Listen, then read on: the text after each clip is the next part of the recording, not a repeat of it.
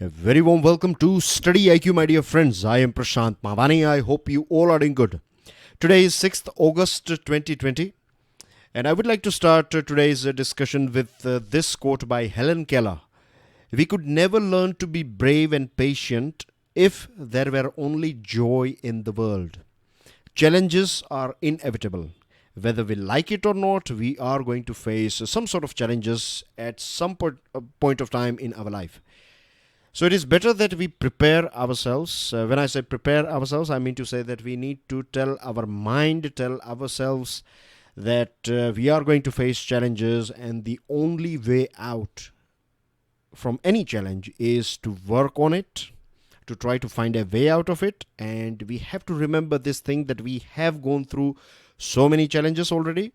So this new challenge, if we are going through it, then it will end one day, right? There is no challenge that will last forever. So it will end one day, and when you will come out of that challenge, you are going to be a much wiser person. Dear friends, StudyIQ team has designed a smart course. This smart course is for Civil Services Examination. It covers your pre as well as mains examination, and to find out more about it, all you have to do is download our mobile application. You can download the PDF of today's lecture from my Telegram channel.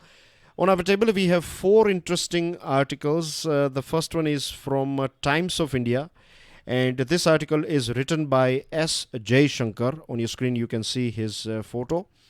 And then we have one interesting article on nuclear weapons, and we are going to talk about deterrence. And then we have one article written by another minister of our country. He is Education Minister Nishank. And then we have one editorial from the Hindu newspaper. It's about this Beirut. And then we have some news items to go through. So let's start our discussion with this one, India and the emerging world. Now, first of all, I'm sure you are aware about Jai Shankar, right? S. Jai Shankar is Minister of External Affairs of our country. He is Foreign Minister or Minister of External Affairs, right? He was IFS, that is Indian Foreign Service Officer. He has worked as Ambassador of India to USA, and he has worked as a Foreign Secretary. He was Foreign Secretary in Modi 1.0 government, and in Modi 2.0 he is Minister of External Affairs. So the reason why I'm saying this thing is because this will give you a sense of, a background, will help you understand this thing that if S. Jai Shankar is writing something, then he is one of the most experienced person we have in our country when it comes to foreign relations. And this article is about India and the emerging world. So what is emerging? What new things are taking shape every day? And here we are going to talk about USA and China. We are going to talk about so many things. So let me start, right? If you see last 2 decades, 20 years, starting from this WTO attack, and after that we have seen USA in various different places, like in Iraq. I'm talking about wars basically. So Iraq, in Afghanistan, now USA is going to, it's trying its level best to exit Afghanistan as quickly as possible. Then we have seen USA in Libya, in various different parts of West Asia. It's in, Korean Peninsula. So what I'm trying to tell you here is, or what this article is telling us, that China had been winning without fighting. China has not engaged itself in any sort of war in last 2 decades, but USA has engaged itself, and USA has, you cannot say clearly that it has won any war in last 2 decades, and China had been winning without fighting. Now when we talk about China and USA, we have to keep this thing in mind, that we are talking about 2 biggest economies of current era. Point number 1. Point number 2, and this is very interesting. If you see last 40 years or 4 decades, these 2 countries, they had very good relationship with each other. And the big question is that if they can have 40 years of good relationship, then why at present this relationship is under stress?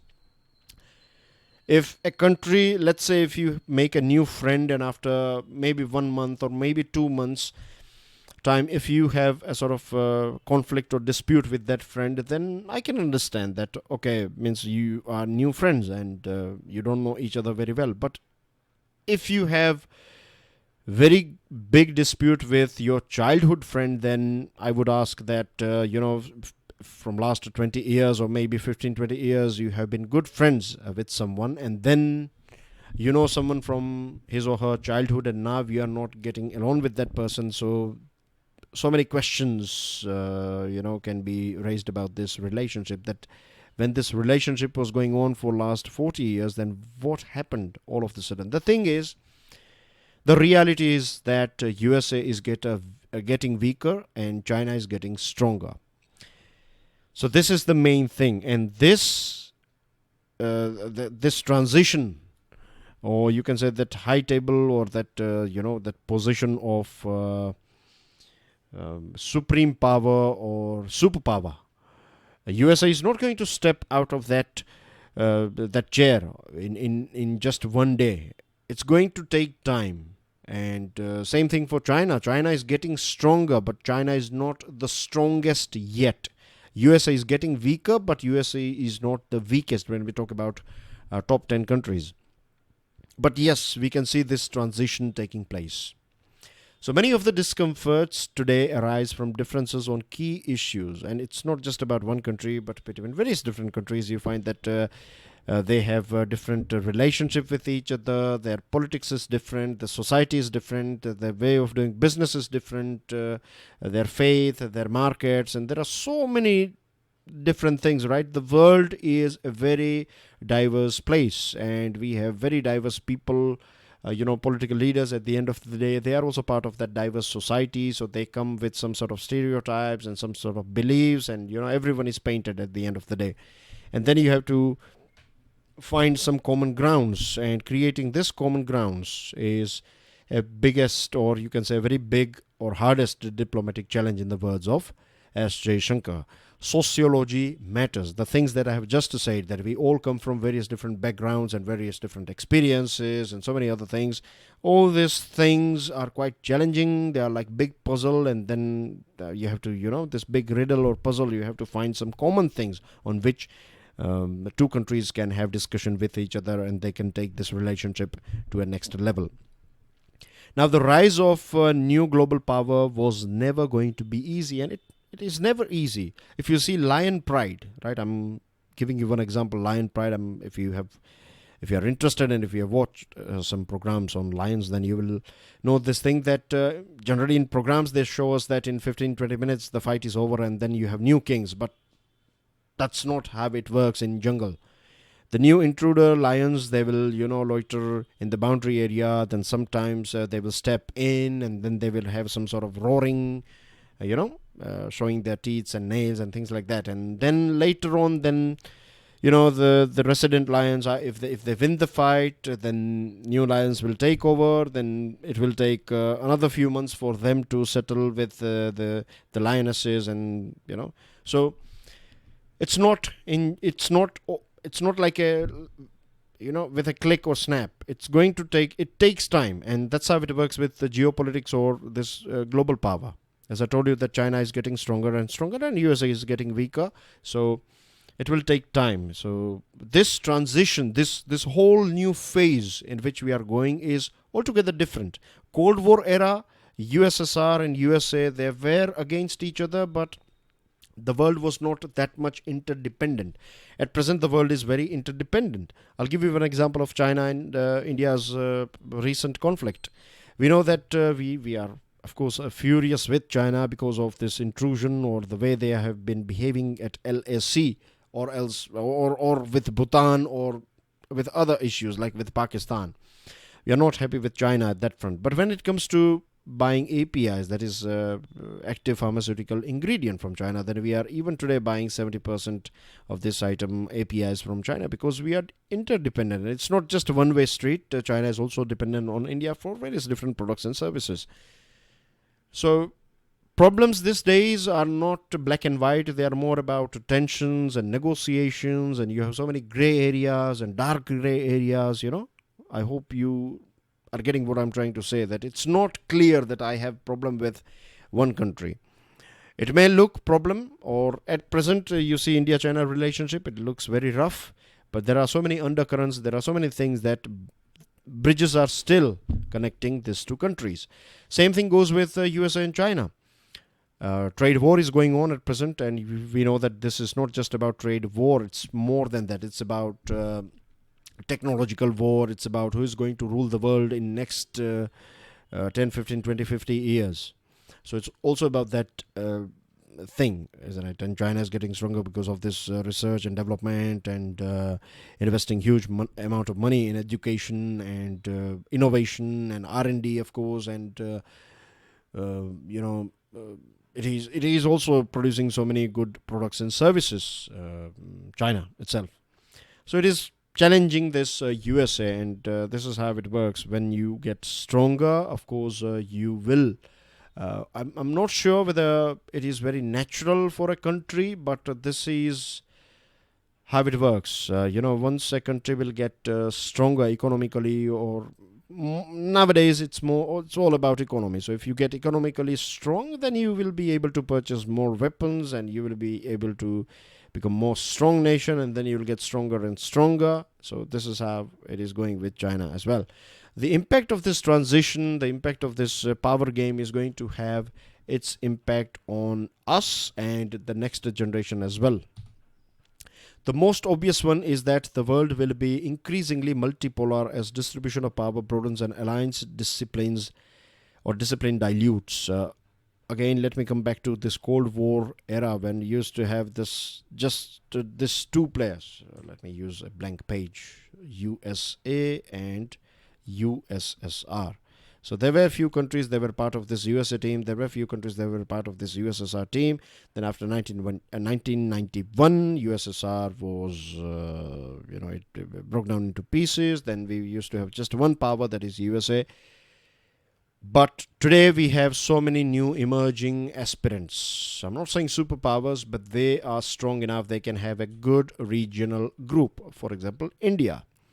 On the other hand, multilateral organizations like United Nations, most recently WHO, we find WTO, and so many organizations, there are so many countries, they are not giving, like USA, I still remember when USA invaded Iraq, when I say still remember, I mean to say that I have read this thing, so I remember that thing, and in a few years ago, Tony Blair and, who was it, Tony Blair said this thing. Tony Blair was Prime Minister of UK, so he admitted that it was intelligence failure when they attacked. After so many years, he said that it was a big mistake by USA and UK that they attacked Iraq. But what I'm trying to tell you here is that when USA and this UK invaded Iraq at that point of time, they did not have any green signal from United Nations. That was a unilateral decision of USA, and UK and other allies, they joined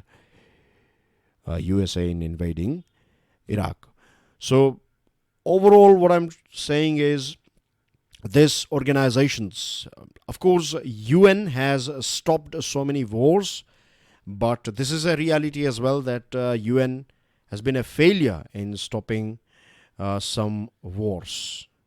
So there are a few wars that USA has failed in not USA, sorry, UN has failed in stopping those wars. Right. So I hope this thing is clear. Now we are already in this phase that there are a few countries, they are like frenemies, like this India-China relationship or USA-China relationship.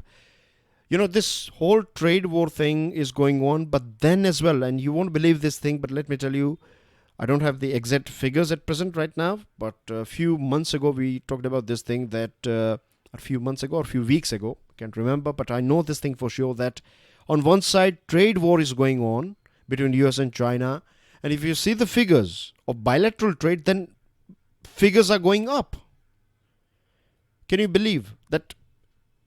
trade war is going on, if trade war is going on between two countries, then of course their bilateral trade figure should come down. But the thing is, it has gone up, and this is quite strange. So what we find is, we find frenemies. You are friends as well as enemies. You are working with each other, but you are competitors of each other as well. I have so many examples, like when it comes to Western world and when it comes to subsidies for developing countries, then India and China are on same page. But when it comes to terrorism at international platform, then India and China are divided, or many times against each other, because China is supporting Pakistan. So these are the things that are going on in our country, right? Beg your pardon, in our world, right? In our planet Earth. And we are in a very uncharted territory at present. We don't know what the future is going to be. But one thing is for sure, that we are going to see some frenemies. We are going to see multilateral organizations getting weaker. We are already witnessing it. We are going to see multipolar world. And when I say multipolar world, it's not going to be just USA and China. In Europe, you'll have France and Germany. In South Asia, you will have India as a leader. In South Asia, you will have some other country, right? In oceanic region, you will find Australia as a leader. In Africa, you will find other countries like South Africa or Nigeria. They are going to be the leader. So there are so many countries. Like if you talk about India, then we have support of Sri Lanka, Maldives, Nepal at present. No, but we can say Afghanistan. Then we have Bhutan on our side. And then we have good relationship with Central Asian nations, good relationship with Russia. Russia is also a very important player, of course. So it's going to be a multipolar world. What we need every one of us, every country should follow rules and regulations of international organizations. But at the same time, we need to upgrade these international organizations because they are outdated. And India has been saying this thing for a very long period of time. And we are interdependent, that we know, because of this globalization and so many things, our interests, their circles are crossing each other or intersecting each other. And we also find that 20 largest economies of the world today are non-Western world or non-Western countries, right? So new culture, new way of doing things are going to be visible at international platform. As I told you, the reality is that USA may have weakened, but China's rise is still far from maturing. China has not reached there yet. If this is the peak, then USA is coming down, then China is somewhere here. China is not here. So this vacuum or this new situation has created new alliances. New countries are emerging. New groups are forming. And what India need to do at the end of the day is to keep our interests in our mind, and India must create new relations with new groups and new countries. With this, dear friends, moving on to next topic. But before that, please make sure that you share this lecture with other students. Hit the like button if you have learned something from today's discussion, and please don't forget to subscribe to our YouTube channel. Very important article, taking nuclear vulnerabilities seriously. Today was the day 75 years ago when Hiroshima was attacked, and then 3 days later Nagasaki was attacked. 2 lakh people died instantly, 2 lakh or more than that died later on, and we find so many of them are suffering even today. These people are called in Japanese language hibakusha. Hibakusha are people who are victim of this nuclear war or this nuclear bombs. And we have one guy called Akihiro Takahashi. And he is a hibakusha, and he testifies that I have been living on, dragging my body full of sickness, and from time to time I question myself. I wonder if it is worth living in such hardship and pain. But the reason why hibakusha are still there is because they want to display to the world that nuclear weapon is all about destruction. It's not going to give you peace. It's not going to give you any sort of stability, the stability that many countries are talking about. See, since 1945, we know this bad thing, nuclear weapons, but still so many countries, and including India, we have developed this weapon. India, Pakistan, North Korea, China, Israel, France, UK, USA, Russia, all these countries have nuclear weapons, and we have some 126,000 nuclear weapons in the world. More than 2,000 have been tested. Every test is destructive for our environment. Today we have very sophisticated, when I say we, I'm talking about human beings, right? I'm not talking about one country, I'm talking about the whole world. So Today, human beings have developed, the so-called state-of-the-art nuclear weapons. You can load them on an intercontinental ballistic missile, and you can hit any target anywhere in this world. And it's quite strange that nuclear weapon states are targets of other nuclear weapon states. The problem is with those countries like Bhutan and some peace-living countries, right? They are not in this rat race of increasing nuclear arsenal, but a war between two nuclear countries is going to affect the whole world. Now, for a very long period of time, they have used this ideology or this idea of deterrence that, like, I'll give you best example is India, right? We have on one side we have Pakistan, on one side we have China, and here we are, right? India. So India's argument is that we have nuclear weapons, or we keep nuclear weapons to protect ourselves from Pakistan and China. Okay, it's quite logical because we have two rogue states next to us, rogue nations. They are, our neighbors, unfortunately. But this is also a reality that if you don't have nuclear weapons, then you are easy meat. For example, Iraq, right? The reason why USA has not invaded North Korea is because North Korea, they have nuclear weapons. Iraq was Saddam Hussein, he was not having nuclear weapons, and this was very easy for these countries to attack. So many times it helps you with deterrence, but the thing is that if you do nuclear tests and if you have nuclear weapons, then other countries will feel the same thing, urge to have nuclear weapons, and then at the end of the day what we are going to have is more and more nuclear weapons. If you go through the history and if you go through so many statements and like here in this article you find a very famous chief of USA defense. He said that if we think that this nuclear weapons is going to be a deterrence, then that's a myth, right? One day we are going to see a nuclear war in future, and that is going to be very dark day or dark phase of human beings. I'm afraid about one thing that you see Pakistan, that their army chiefs and their army, they have good relationship with some terrorist organizations. Just imagine someone from this terrorist organization or with this mindset, if he or she, of course it's going to be he when we talk about Pakistan, because you have so many other issues in Pakistan, but okay, not going into those details. Just imagine when when one day if someone from terrorist organization, someone from terrorist generation, if he reaches this high post, let's say army, if he becomes army chief of Pakistan, and so that is directly you can say that nuclear weapons are controlled by terrorists now, or people with that sort of terrorism mindset. Just imagine the security scenario then. They will just press the button, this sort of aggressive or this sort of people, and that will be a catastrophe for the whole world. So whether it's deliberately, inadvertently, or accidentally, right? If we don't get rid of these nuclear weapons, and when I say we, I'm talking about human beings, then one day we are going to see Hiroshima, Nagasaki in future. Whether we like it or not, this is going to happen. So this whole fake thing or this myth of deterrence is going to fall one day. So the best thing is, so far we have been lucky that we have survived this 75 years without any nuclear war, but we need to get rid of it as quickly as possible. But I don't think so that it will happen in next 10-15 years. If it happens, then I would be the happiest person, but I think practically speaking it's not going to happen. Moving on to next item, books not bullets in Jammu and Kashmir. This article is written by Ramesh Pokhriyal Nishank. He is Union Education Minister of our country. I'm going to be very brief here. I want to talk about Beirut as well. So Jammu and Kashmir is talking about 3 decades of proxy war and violence. You know about it because we were talking about it yesterday only. 21st century, we need our youngsters, particularly from Jammu and Kashmir. We need to get rid, means we need to, there are so many people who have been working for ages to pollute the minds of our youngsters. We need to detox them, and we need to prepare them for the 21st century's development and growth.